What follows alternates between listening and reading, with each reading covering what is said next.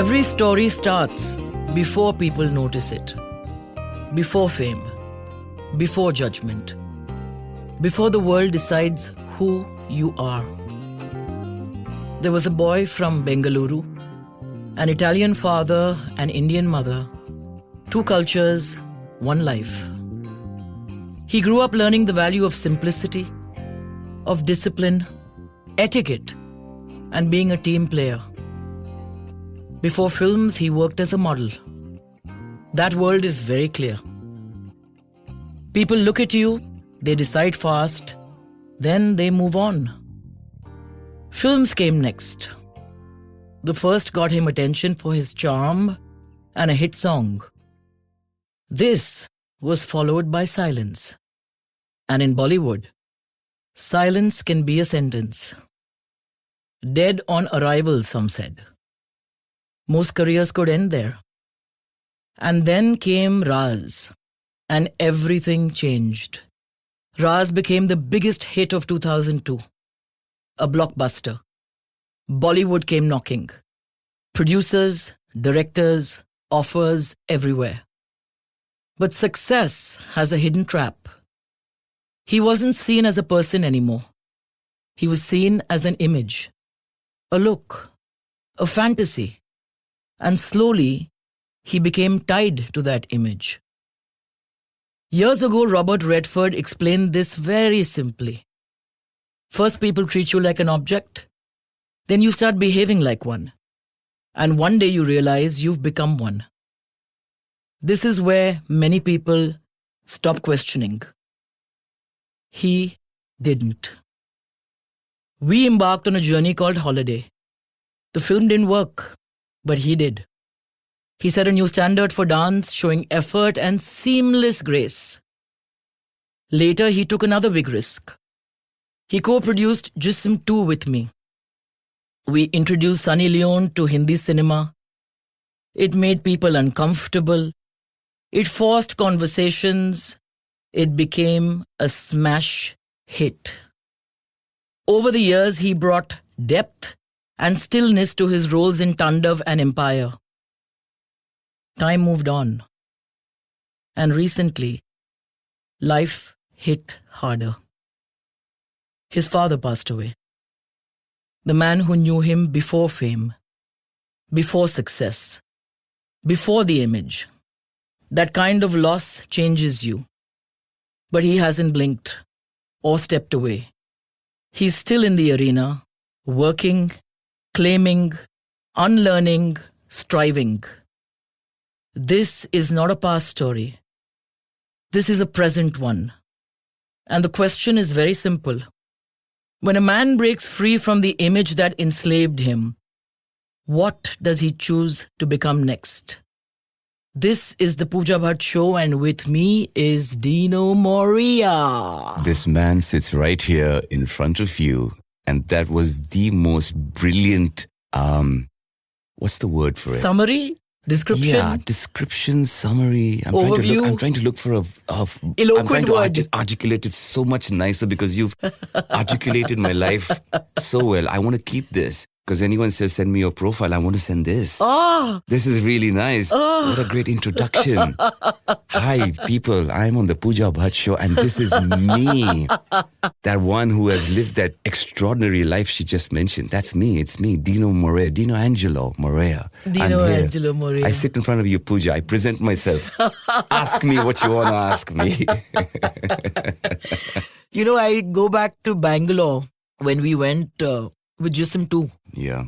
And it didn't strike you, or you didn't articulate it, but I went up on stage and I said that this is a very special moment because this boy who took the 27 bus. Yeah. Oh, you remember her. Right, to go to school. Yes. And who's to come home then after playing that sport when he heard that whistle. Yeah. Yeah. That's the whistle.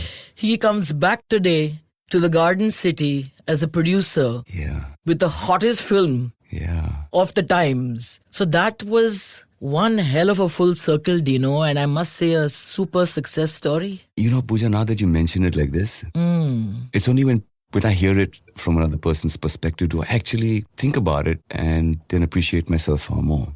I don't really pay attention to it otherwise. So when someone says it and I think, yeah, actually, I used to take this bus to school. I used to wake up at 5 in the morning, polish my black shoes because my dad had us do all that. Keep our own uniform ironed in the night, polish our shoes, wake up in the morning, have a shower, get ready, go to school. Nick and me, my older brother. Yeah. Santino was a baby at that point. We used to walk to the bus stop and it was about a 10-minute walk from my house. Take this red color bus 27 from a place called Jeevan Halli and get off at a place called Commercial Street, and the ticket was about 25 paisa at that point. Not so long ago, I'm still young, and get off and walk to the army school. And we used to be there in time for assembly. Assembly was 45 minutes. Everyone had to stand in line in each house. Did that, went to class, finished school at about 3:30, walk back to the bus stop, take the bus, go to Jeevanhali, and sometimes the bus wouldn't be on time. We had to go to the main bus stop. Nick and me used to walk to the main bus stop, which was about 20 minutes away, because sometimes the buses were so full we wouldn't get place. We'd go to the main bus stop, get in when the bus arrived, go home, change, and we're kicked out of the house. We were kicked out. Go play football. Sport. Because we used to have this huge maidan in front of our house. Go play a sport, get out, do whatever you have to do. Come back at about 6:30, shower, do your homework, and have your dinner. And by around 8 o'clock, you're wrecked and you go to bed. And that was the discipline we had, and it was brilliant. And I came from there, from freaking buying milk from the cow sheds, and it was beautiful. It was very simple. I don't like saying this, but it was close to having nothing. And then going back as a producer. Yes. To Bangalore. Yes. And just the other day, I was doing a spring clean at home. And I was like, I got so many things. Possessions I don't need anymore. At one point, I wanted and wanted and wanted. And I'm looking at my clothes and my shoes, and I've got it. At that point again, I looked at myself, I said, fuck. I dreamt and I wanted and I got it. And I'm still dreaming and I still want more. But what I want now... What do you want It's now? not possessions and stuff. I want to see the world. I just want to travel and see the rest of the world. And I'm very ambitious by nature. I like so many things about wellness and health. And I want to just, get people onto this journey of, not longevity, but just living a better life, a good life, a healthy life. But you got that from your parents. I think both of them Absolutely. have been extremely self-reliant in that sense. Completely. And inculcated that. Yeah, my dad was always working out, and that influenced me very early. They kicked us out, like I said, go play, take part in every sport. They encouraged it. We competed in everything, right? From athletics to football to tennis, you name it, hockey. We played, school, university, we played. Won medals, got certificates. And that sporting upbringing has made us, I think, very sound. Yeah. Very sound. And when I see people today who don't have that, you can sense weaknesses. You can sense them going off track in a large way. I can vouch for your sense of discipline because I experienced that firsthand during holiday. You trained for 8 months to be able to perfect many dance forms. Yeah. And I remember Caesar telling me this. He says, nobody holds himself the way Dino does. He says, forget about the rumba and the salsa. He says, the most difficult is the waltz. Yeah. And the way he remember carries himself, his posture. That was sweet. It's not very easy to get that kind of praise from Caesar, I can tell you. He won't say it, but he really meant that. No, that's very kind. But I must say, thanks to you, I did that film. And thanks to you, I got that opportunity to train and learn something new. I did. If you look back, it was not just the movie. It was everything coming together to make that film and me wanting to learn this new dance form. And you're giving me the opportunity to train for that long. Who does that nowadays? No, but I did not imagine that was the level that you all would reach. And then, of course, we had a bit of a fracas because we replaced our lead actress after the first week of shooting. I remember that. And I still get flack for that. That, how could you do that? But I said that proves that I'm not a person who is a victim of nepotism in Absolutely. that sense. That was 100%. What if that argument came up at that point in that era? Yeah. I could have stood up and said, hey, look what's going on our set. What are you talking about? That's true. But what are your happiest memories of holiday when you look back through all the hard work and hours you put in? It was the journey. Being present on that set and executing what we had learned and watching it all come together, everyone looking good, the sets looking good, the music nice, the dance form great. The movie coming together. Yeah. Going there every day and being present was truly memorable. I remember more or less nearly every day of Goa, the shoot. Yeah, Goa was the hotel, exquisite. the JW Marriott, where we stayed, our co-stars, the dancing. I remember our last night on Pack Up, I was standing on the bar trying to get everyone drunk, giving shots. I have images of that, Dino. Exactly. So my memory, now I don't remember many films or all my films the way I remember this film. So the journey for me, obviously, because it was so wonderful, it's still memorable. Yeah, and then we went from holiday to being co-parents. Yeah, my God, that was Because an making a film experience. together is Another co-parenting. memorable one. So memorable with all the stress, but you famously said that I learned how to scream Yeah. from Pooja Bhatt. I learned many things on that film. Not only just how to handle people. I mean, that even your father, Bhatt Saab. Yeah. Producing is a lot of It's a handling different ball people. game. It's a ball game. And if it wasn't for Bhatt Saab actually saying, go and do everything, Yeah. I honestly wouldn't have learned. And you letting me do it was something which, even though at moments I used to get pissed off. Like, why the fuck am I doing everything? And then, but in hindsight, I learned. Yeah. I learned, I think, just about everything there is to produce a film on one movie by doing everything. Writing accounts of how much sugar is consumed and how everything. much milk. That's So- true. And then, of course, we took the decision while we were in Sri Lanka Yeah. to prepone the release. Yeah. And we had to get a copy out in 1 month. Yes. The chaos. Oh my God, I started smoking after 7 years. Yeah, I remember Because the I used to chaos. spend like from 8 in the morning to 11 at night at Empire. And I said, okay, there's only that much of bad food you can eat. Yeah. So then I was like, give me the cigarette. If I'm Yeah, going to kill somebody, I'd rather kill myself. It was nuts. But that was also the first time I realized what's it like to be on the other side of the camera. Yeah. As an actor, we take so much for granted. We assume we can arrive late. It's okay. We can postpone our flights. We'll come one day later. It's Yeah. okay. After everything's been booked. Nobody realizes the cost that's incurred for every small change that happens because an actor, whims and fancies changes every now and then. So I realized what's it like to be on the other side. So, hats off to many producers who stand tall and take a lot of shit from so many people. Yeah, it's a thankless Right. job. It is a thankless job. And ultimately, when a film does well, very rarely does a producer get the accolades. It's the actors who get the accolades, right? Yeah, but the producer has to clean up the mess when it's a Ooh, disaster. Yeah. So I was fortunate to be on both sides of the camera. If you get the hang of it, it's nice. It's good. And also, the marketing of the film. Yeah. I discuss this often with Nabil Abbas, who planned our entire Yeah, the outdoor market, yeah. campaign, etc. for us, that because it was you and me, Yeah. and it was an independent film, there was no corporates involved, we self-funded it. We could take so many decisions. I remember just before the release, there was somebody who protested and said, oh, the hoardings are obscene, even though we had the NOC. Yes, I remember that. And we just said, change it. Change it immediately, yeah. And because it was you and me, Yeah. the buck really stopped there. Overnight, we replaced the hoardings and we took off the image and we just had the logo. Yeah. Just cementing the fact that eventually the brand was bigger than Speaking for anybody itself. in it. Yeah. Even shooting the campaign. Oh, you remember that? With joy. In Kalote. Yeah, under the waterfall. Even that we were doing ourselves, Unbelievable, because when that poster came out, Pooja, I must say this again. Not that I'm trying to, put a feather in your hat here, but your aesthetic sense, your sense of imagery is really far superior than most. Because when that image came out, I was scared. I was like, how's this going to work? But when that image came out, people went nuts. That Jism Tube image poster. And every Times of India, except for Bombay, of course, carried on the front page without MediaNet. I Yes. must underline. Oh, yeah. It was like wildfire. That doesn't happen. But do you remember the time when we walked into Mr. Bhushan Kumar's office to meet him? Yeah. And I told you, Dino, just carry the poster. And you're like, why are you asking me to carry this poster? I said, just carry it. the poster. And we sat there and you placed it behind us. And he didn't look at us through the entire meeting. He kept looking above your and my head at the poster.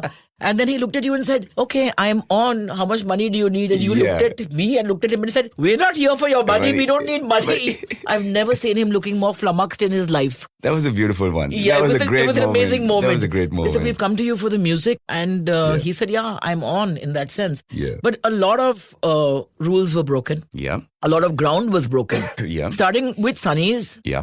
Casting. By bringing her into the film, absolutely. And I don't know whether you remember, but there were all these stories about who's going to be in part 2. Is it going to be Bipasha? Is it going to be Malika Sharavat? Is it going to be Yes. so-and-so, so-and-so? And I said, you know what? Let's just do a campaign where we don't even show the person. Yes. It's just a body and drape the body. Yes. And then I called you one day and I said, Dino, have you heard of Sunny Leone? Yes, And I you were remember this phone call very well. I said, just Google her and call me back. And you, in 10 minutes, called me back and you were like, Pooja, but no, yeah. So I said, okay. And then she was in Big Boss. Yeah.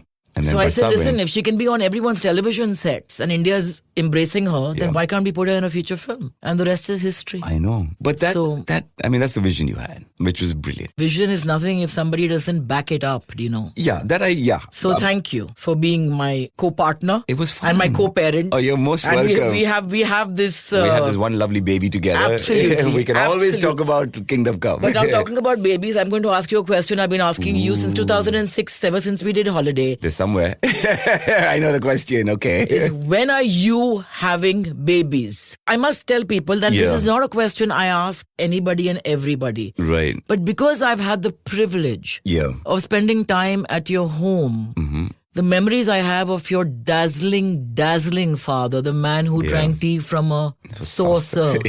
So grounded, so real. And I used to call you often and say, is your dad home? And you're like, but I'm not home. I'm like, that's fine. I want to go hang out with your dad. And seeing your family and the love and the connection. I look at you and I see how you are with even Santino. And I'm like, you will be the best father in the world. And you come from great stock. Thank you. Great genes. And I've always been pushing you. So when are you having a baby? Or many babies? Pooja, I really want to have kids. I want to. And every time I see you, we have this conversation and then I get so consumed by life and I keep pushing this topic away. For some reason, it eludes me, right? Or maybe it's the partner. I have a problem with partners. No, that's fine. We've all had problems with partners. Okay, but do I want to have a baby? I want to have a baby really soon. I want to have kids soon. I want to do it now or else it could be too late. I want to have because kids the now. gap between your child and you will be, there will be many generations in between you all. Yes. I mean, I think one of the reasons that I'm closest to my father is because I think that he was so young when he had me. Yeah. So I was more like a friend to them in that sense. Completely. Now with Alia and my dad, there is a massive age gap. Which is undeniable. Yeah. I don't want that to happen. Yeah. So, I mean, I hope that you meet it will the happen. right partner and all is wonderful and all of that. But yes, you still have to be a father, whether you meet the right father, meet the right partner or not. Yeah, but I hope to make this consummate this year. Well, I've got my fingers and my toes crossed. I got many other things crossed.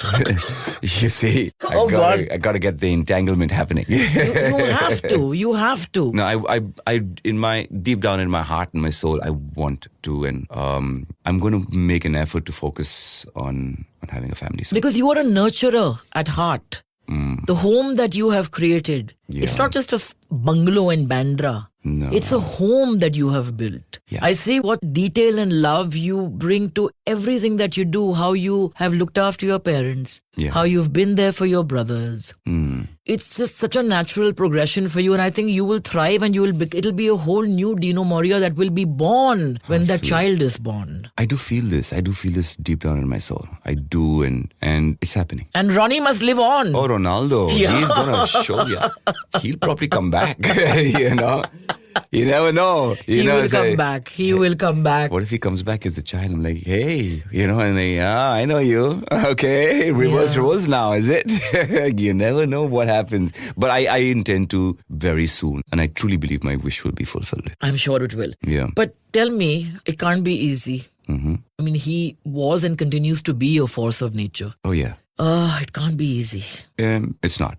But you know where I find a lot of solace, where I find a lot of comfort? A very dear friend of mine said that when you lose a parent, you gain a God. Yeah, that's true. That's beautifully said. Right. And it's a common friend. It's Karan. Right. He mentioned this to me when my father passed away. And ever since then, every night, every morning, I have a chat with Dad. And, I kind of think I knew this moment was going to come, and I probably have grieved even before he kind of passed, right? But you can never prepare yourself for that, for that particular moment.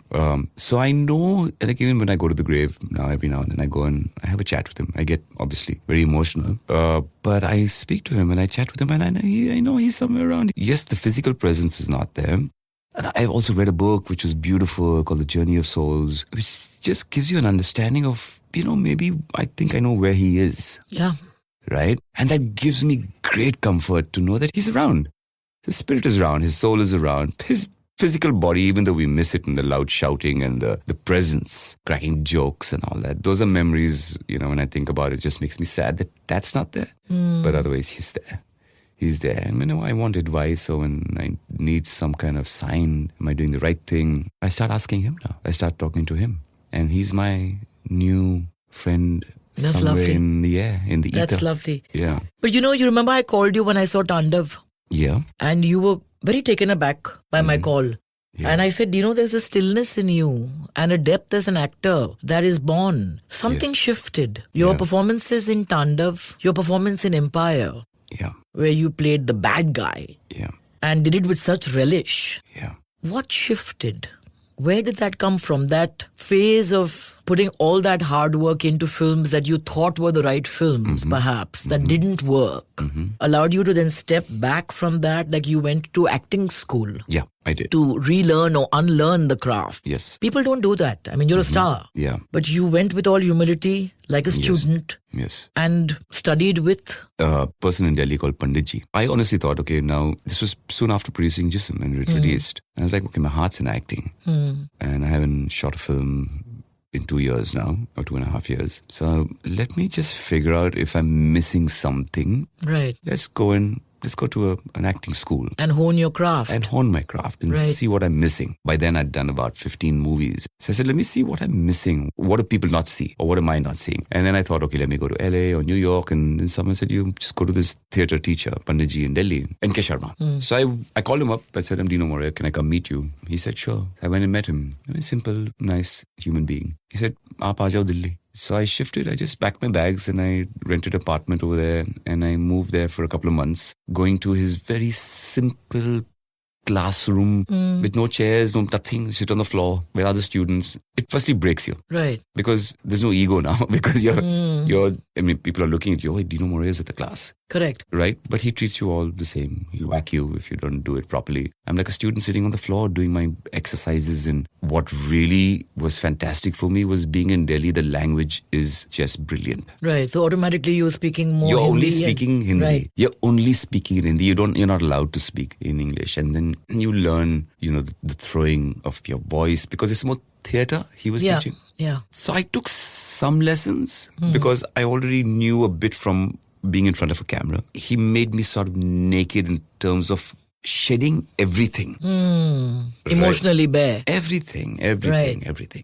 And like I said, most important is just standing with other new students who are looking at you in awe, but at the same time, he's treating you like an absolute nobody. I mean, there's no comfort there. Right. It's raw. And you shed everything. You think, I don't care who's looking anymore. I'm not bothered. And even if I fumble and if I don't get my lines correct, I'm working on it. And then you learn how to properly prepare. Now, that being said, I took some stuff back, right?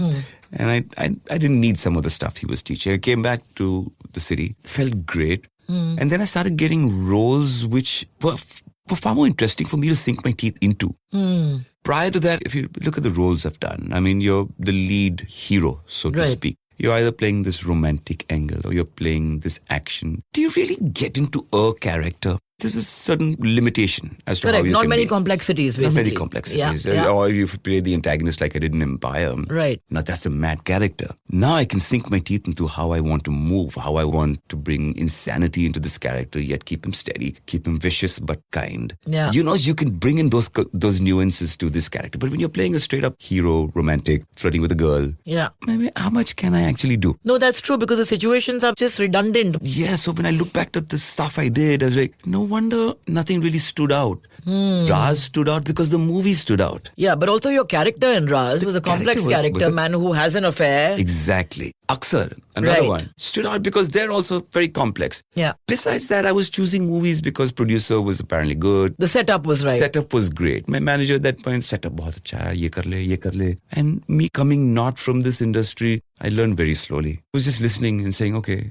maybe he knows he's been in the industry for the longest time. They know better. Yeah. Let's go with it. And I did a fair bunch of movies which didn't work. And a movie doesn't work, we get hammered. Oh, yeah. Our stocks fall. That's when I took a step back and I said, I'm doing the same stuff. Same stuff. Nothing's... And then the roles and the offers that started coming were just terrible. And then some directors were offended that I said, no, I don't want to do this film. Everyone has problems with that. I don't want to name names.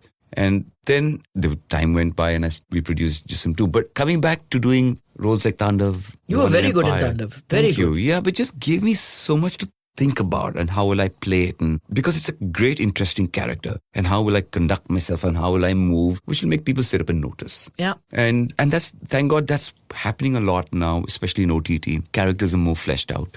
People are writing better stuff. It's fair to say that OTT has given both of us a new lease of life. I mean, Oh, yes. I didn't even imagine that I would be back to acting. When you're directing, producing, you got to be in control. Yeah. But as an actor, it's about letting go. Just let go. And it's such a joy to let go. It is. But that steadiness that you're talking about Yeah. comes from living life a certain way. Oh, for sure.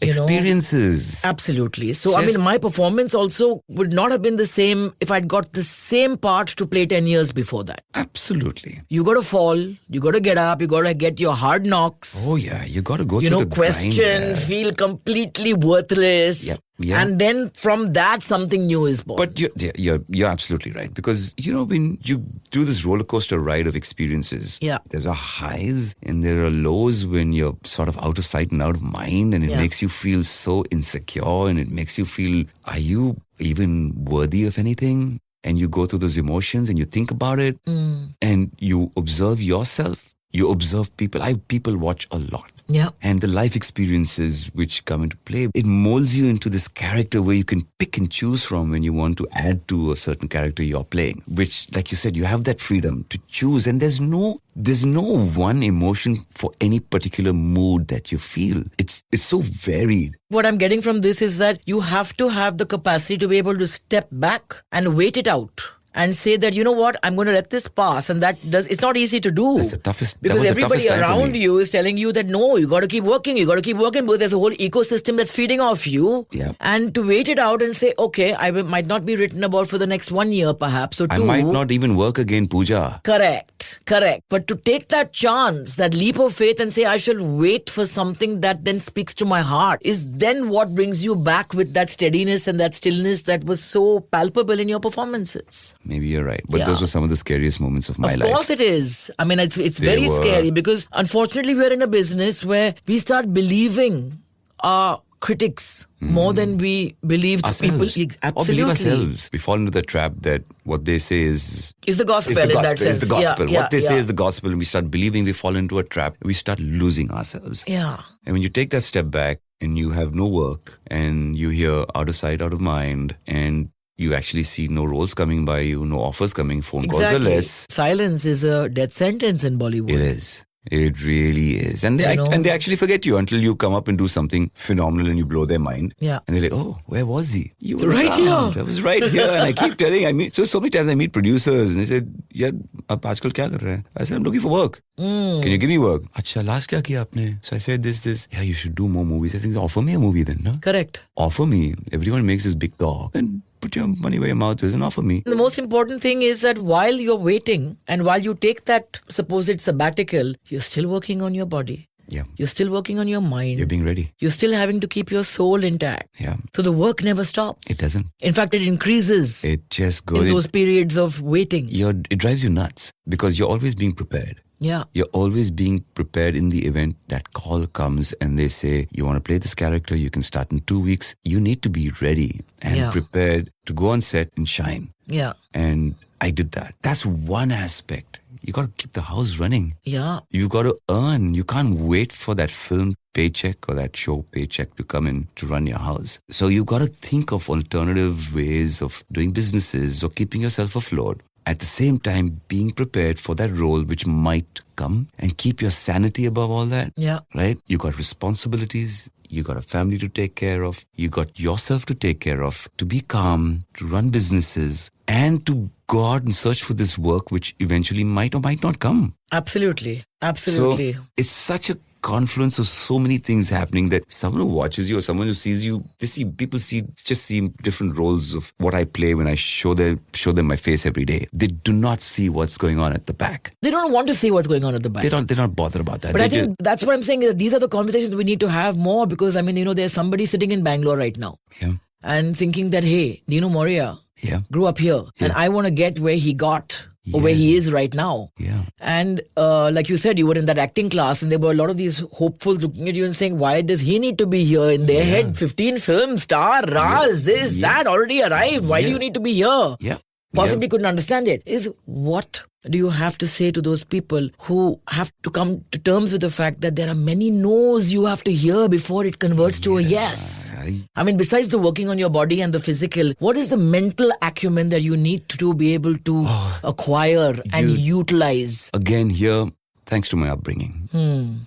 The army school, your father, your mother. The discipline, the focus, the patience, the being nice, being kind, the sort of ethics they taught us, how to just be nice, being kind, being patient. When you play sports, it really sorts you mentally in a very large way. I always believe sports reveal you. Yeah. You know? Oh, for sure. Yeah, you know exactly what somebody is like when you see them on the field. Oh, you know. Or see them in the gym also. You know teamwork. Sure. If you're playing a solo sport, you know how to fight. You know when to fight. You know how to manipulate the game. You're smart. You're one step ahead always. You become very smart playing a sport. Either a team sport or a single sport. And I only realized that much later in life, right? It just makes you a more solid person.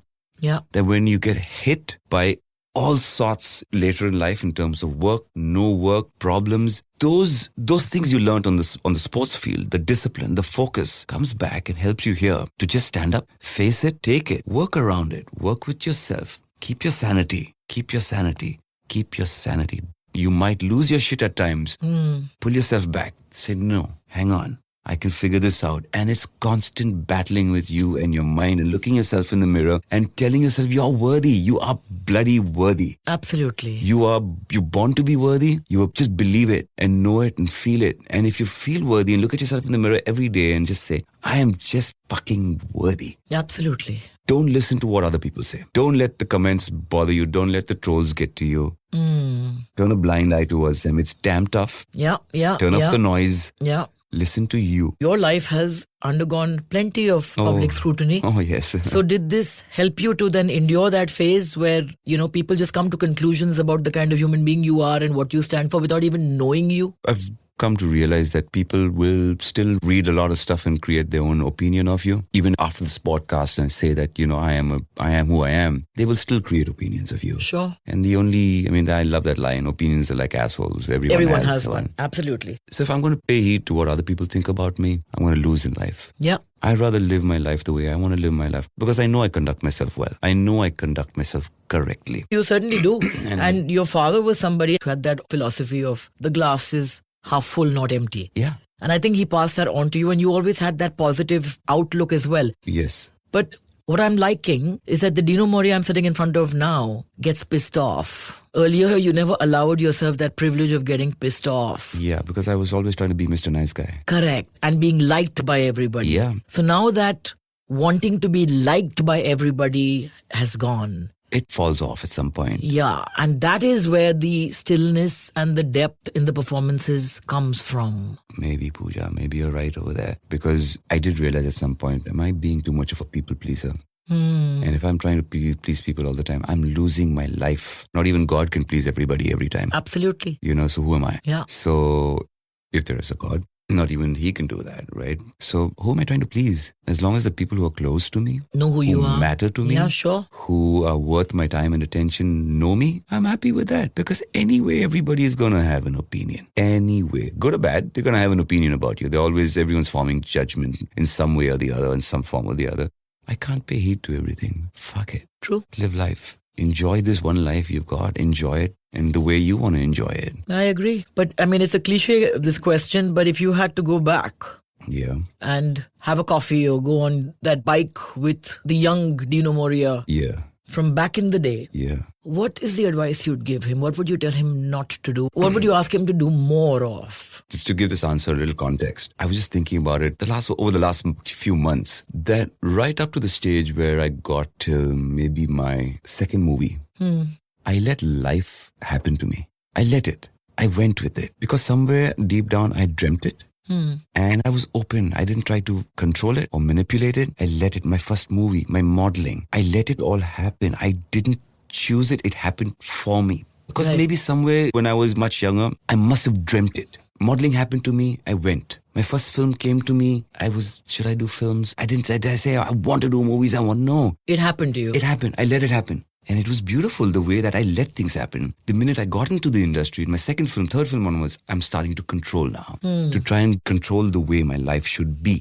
Control the outcome. Before there was uncertainty and I was okay with it. Now I want a certain outcome. I mean, you try to control it. It never happens. It never happens. Right. You can't control a damn thing, basically. You cannot control. So don't try to manipulate, control. Want it. Feel that it's happening and let it happen to you. Allow it to happen. But the minute you try to get into the mix to see the outcome is happening the way you want it to happen, it doesn't happen. No, I agree with you. And I think if I had to tell my younger self that, I'd say from the time I did maybe my third or fourth film, I'd get on the bike with him and say, hey, dude, continue being fearless. Right, let it happen. Let it all come. The good, the bad, the ugly, the uncertainties, especially embrace. Just go with how you were doing it before because it was so successful. Yeah. All that time. Yeah. And the minute you started intervening and getting into it, it's not happening and you're wondering, why is it slipping out of my fingers? Then you go to astrologers, what the fuck is going on? Right, and they'll tell you the retrograde. No, it's you getting in the way of your own life. So I tell my younger self, don't get in the way of your own life. Just fucking let it flow. Because somewhere you've dreamt it and you wanted it. Yeah. And I have created it already and it's happening. But the minute I get into the mix of the creation, I'm just ruining the whole process of it happening. Then, I'm reminded of a time when a friend of mine came back from Calcutta with this, said, I have to meet you. I said, yes, tell me. No, I've got this stone for you to wear because Shani is in your chart. And at that time, my father called me. What are you doing? I said, I'm sitting with so-and-so friend and they've got me this stone because they said that, Shani. He said, just get up right now, pick that person up and throw them out of your door. So I said, why are you saying this? He said, Shani bahut kuch de ke jata hai. What we want to run from, the so-called bad times, the trials, that is where we are born. It's like the phoenix that rises. Exactly, life experiences. You gotta hit. Absolutely. And by me getting in the way of my life, I hit myself a lot, but it made me learn. It made me come to this realization. It did. That you want something bad enough, know it's happened in your life, and let it be now. And it will happen. Just be patient. Yeah, patience is key. Yeah, be patient. Prepare. And be patient. Work on yourself to be the best you, to face it. That is really the work for any artist. Trees do it. They winter. Yeah, exactly. Right? And we need to, because the spells between the jobs. Yeah. When that damn phone doesn't ring. Ooh, and when you keep checking. Yeah. And keep checking. I read this beautiful line that it's like a tree. When you plant the seed, do you go and check it every day to see if the plants come? No. One day you notice the tree's there. True. So when you want that thing badly, stop getting in the way. Stop checking because of pressure, because of your insecurity. Very tough to understand when you're starting off. But I think that's what we need to kind of constantly tell people who, because there was a time, as you know, when everybody was in awe of the movies, but it was looked down upon. Now people want to be seen, want to be heard. With the phone, everyone is starring in their own film all the time anyway. Absolutely. But they have to hear this, that it's not hunky-dory. No. It looks very glamorous from the outside. Yeah. It's a lonely, dreary job. Oh, yeah. And you know exactly who your friends are. Oh my God. For example, you had the most beautiful parties. Yep. The who's who used to be there. Yeah. But we know what it's like when the movie is a flop. Then suddenly the guests become less. Which is a good thing in a way, because then the right ones come along. It is great. I've seen this when I was doing phenomenally well. Invitations, bouquets, gifts, you name it, to everything that was happening. Every function, Diwali, sweets from thousands of people. Correct. And as you start declining in the industry, stops coming. Just few. Then you realize who those few are. And that is so true. These are the ones who matter. And that's a fact of life. And it didn't bother me in any way. I laughed at it because this is the reality and it's okay with me. I'm fine with it. It's a reality. You just have to know that. No, absolutely. Absolutely. Yeah. It's a fickle business, and though it's a beautiful business. I think the work is amazing. Pooja, it's a great industry. Yeah, it is. One of the reasons I actually stopped being an actor is because I loved the process of being in front of the camera. I hated the bullshit. Yeah, which comes with it. And the glib talk and the small talk. Yeah. But tell me, I want to go back to Empire. I think it's fascinating because you were somebody who was known as the man who melted 1 million hearts with your first film, especially, and then Raaz cemented that. Yeah. Was it a relief for you to just go completely the other end? It was when I heard the role, and I hadn't really played such a savage antagonist, right, in anything. Were you shy initially when you approached this part? Because we're shy as actors. People don't realize that actors are very shy people on a certain but level. For me, I couldn't wait to be in front of the camera for this. I prepared. Now, this is something which gave me an opportunity to actually prepare. So how did you prepare? First, I got all the lines out of the way because there was a lot of Urdu. Fantastic. Got all that out of the way. Then Mitaksha, my director, and me, she really worked on the look. And she said, this one is the scars and the long hair and the beard and everything and, the kajal. We did that. And I saw the look and I was like, so we tried bald first. And which looked pretty menacing. But then we put on the long hair and it looked fab. She said, see, I want him to look nice, but he's just got to be savage. Right. Then I had a discussion with her. I'd say, listen, I'd like to compare him to an animal, right? And I get a sense of like a Black Panther. Because Shehbani Khan was stealthy, beautiful, would walk past you. You'd never know if he'd attack or just keep walking and stare at you. And you can't take your eyes off him. Unpredictable.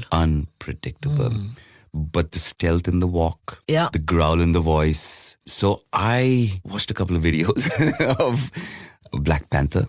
That's my favorite animal in the world. Beautiful, right? And how it could creep up on you or how it could just be ready to pounce or just walks by beautifully. And I wanted to embody that animal for Shehbani Khan because Shehbani Khan was that. And when the Black Panther finds its mate, it's loving. So when he finds the girl, Khanzada, at first he's rough, but he's loving her, right? So I wanted to see when these two animals get together, how are they? And they're rough. Animals are rough and they're playful. Right. And then for every scene that I had, I'd envision my own soundtrack, my background music. But that I do that a lot as well. I make my playlists. I did that. So it's like a sensory kind of cue. I did that. Yeah. So I'd play my playlist for the scene, which would set up the mood and my energy for that scene. Beautiful. And I'd listen to it before I shoot also. And I'd walk onto the set because I knew my lines.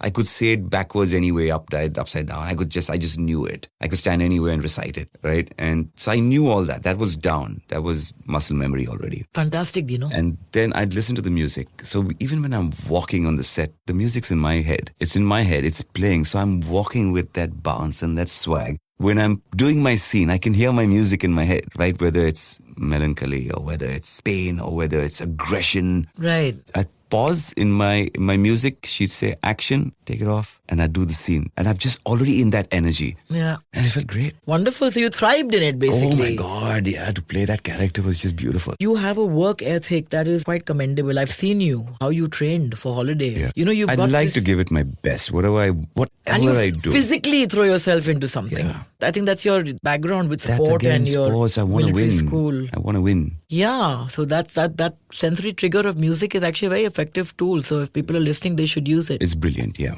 Yeah. But tell me, you used to always say that, life is simple. You want something, ask for it. Yeah. Whether it's capital, whether it's a role, whether it is a woman's hand. In that sense. Ask and you shall receive. Ask and you should receive. So you still believe that? Life is still as gracious to you? You ask and it might not be gracious. You have to learn to ask the right questions. You just have to ask because if you don't ask, the person who wants to give will not know that you're asking. True.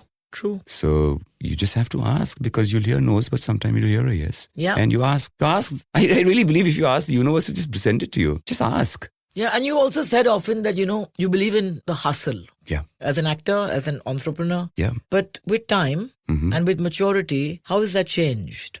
Has the definition of that hustle changed for you? I mean, like earlier you said that for you it was wanting to acquire certain things because you grew up not having them. So, yeah. Then you acquired everything. Yes. So all the toys you could buy yourself. Yeah, absolutely. So now what's changed? For me, there are wants and there's a hustle. Right? The wants is I desire this, I desire that. Because I never had it as a kid. I never had nothing. So then you want nice clothes and you want this and you want that and you want a car and then next thing you want a house and then you want 2 houses. But the goalpost keeps changing and you got to realize that. Yeah. Right? Then the wants sort of get out of the way. The hustle for me is waking up with that, okay, today I'm going to accomplish this. there's a purpose, right? I have to get this done because I want to get there. And along the way, nothing's easy. Sometimes it's easy. So you got to hustle your way. You got to keep asking. And when I say hustle, I mean keep pushing. Yeah. Till you get. You might not get. Right. Find another direction. If there's an obstacle, find a way around it. And that's the hustle for me. Like right now, I'm in the process of launching a really cool hydration brand in the whole wellness space.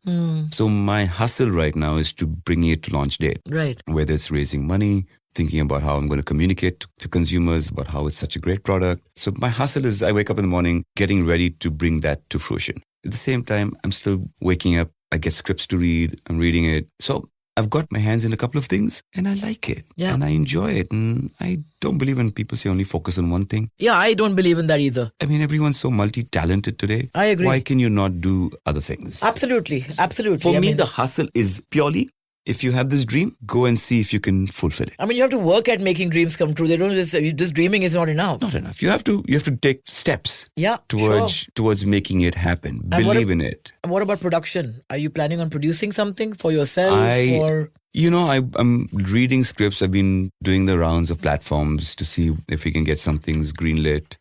I've got a small team and we've been developing stuff, trying to see what will work. And hopefully something will be greenlit. Yeah, soon. tough times though we're in right now. Very tough times. But I feel this is all cyclical. People have to understand that the whole ecosystem is changing. Yeah. Consumer trends are changing. What is the new consumer even wanting to watch? If you have 2 massive hits in a year, something is not right in your storytelling. Why are you not being able to engage a consumer? Yeah. Why are you not being able to pull them into the cinema? So if you give it a rethink and see, okay, how do I want to tell stories? Can I tell it so differently and break the language of cinema, which people will be fascinated?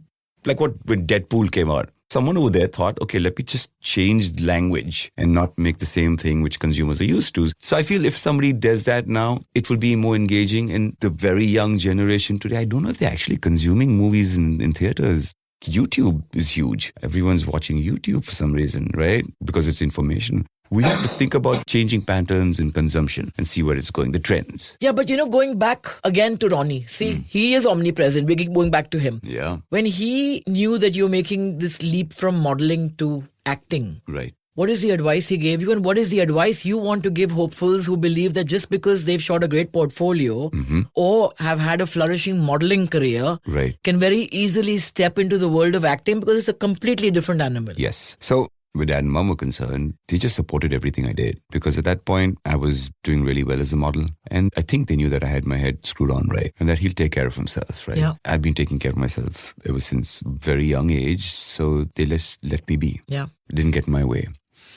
To all the young hopefuls, when I was modeling and the transition from modeling to films at that time was very different. Like I said earlier, that it happened for me. Very rarely today are models given that opportunity unless it's very rare. Yeah. Yeah. Right. So even if a model is a fantastic looking model or is capable of great acting, today the route is you need to go to casting agencies because you cannot be cast otherwise. That's a whole different ecosystem, no? It's a new system which exists and I think it's good because some of the casting agencies do a great job. But do you think some of them get power drunk? Some of them do. And then at that point, I guess it's about the kind of relationship you share with those people. I mean, any casting director who's been given so much power would at some point maybe get high on it and say, okay, I call the shots, right? In this particular situation, be it a director, be it a screenwriter, be it anyone, they would always feel that high at some point when they're riding a high. True. But you're saying that just being good looking doesn't get you anywhere. Because when the camera rolls, the looks fade. Oh, completely. And what you have within yourself is what emerges. If you can bear your soul.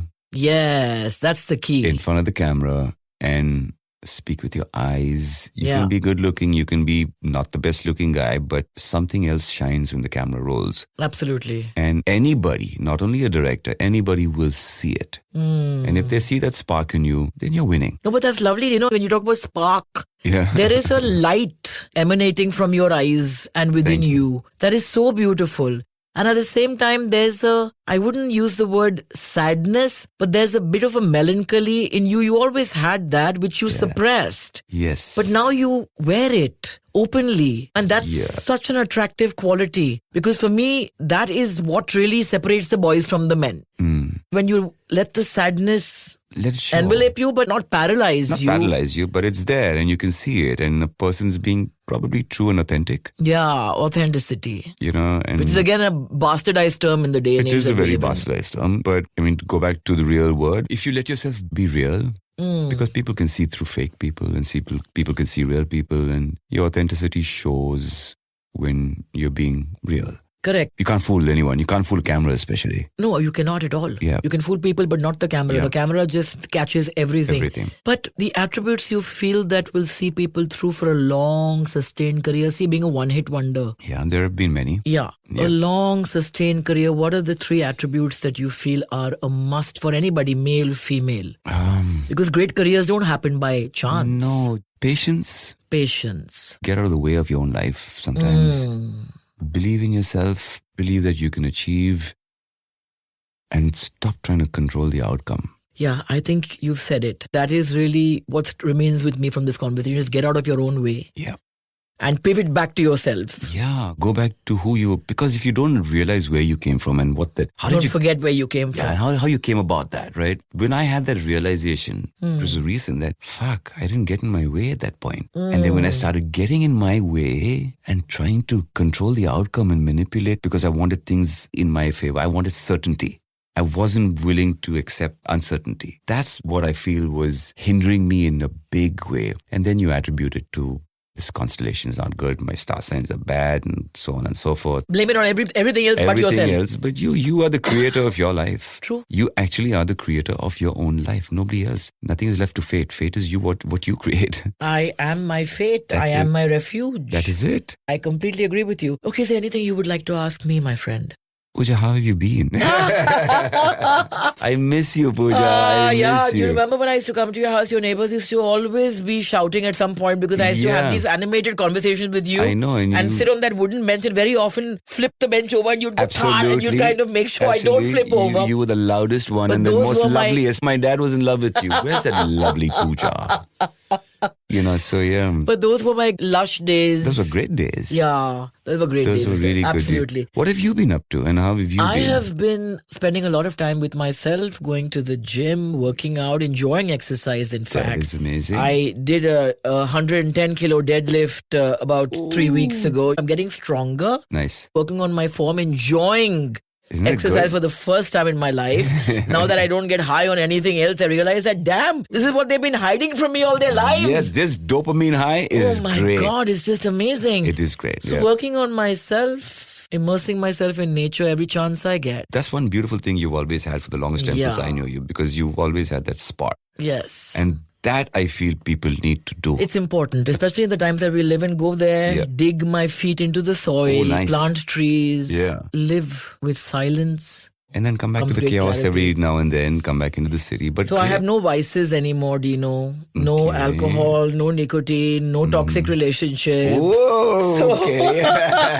Those were fun. So I think for me, my singlehood is a sacred mission that I'm on. How lovely. And I'm Okay. thriving in it. But like you said, get out of your own way. So people say, but don't you wish to be in love? Point is, work on yourself, be the best you, and let it'll life all happen to you. happen. I agree. The minute you start chasing stuff, I agree. it just eludes. Yeah. So now since you used music to inspire you when you approached your role in Empire, Yeah. what is a soundtrack right now that would best describe where you are in your heart and head? Oh dear. Well, I'd like to say, if you didn't use the word heart and head, I'd say, I'm too sexy for my body. Too sexy for my body. What you think about that? But, I've you gone are. past that age. No. I think that you are aging beautifully. I am. And you're embracing that. And I think you are far sexier today than I've ever experienced or seen you, Dino. So since... People, are you listening? Replay this last part. Replay it 100 times. Because, I don't use words or praise flippantly. Yeah. But since OTT gave you a new lease and gave me a new lease as well, Yeah. may we come together and collaborate. Let's say cheers to that. Cheers to this. On something in the Pooja. OTT space, and who knows, something new might be born. You never know. Let's You do it. never know. We should think about it. Think about it and get out of the way. We should think about it and get out of the way. Thank you, my dearest. My darling Pooja, it's always always a pleasure. Always a pleasure to chat and see you and to just have this tete-a-tete. Yes. Always lovely, and to many more. Too many more. Cheers. Thank you for having me. Thank you. The Pooja Bhatt Show is produced by Mammoth Media Asia and Epilogue Entertainment and distributed by iHeart Podcasts. The executive producer is Jonathan Strickland.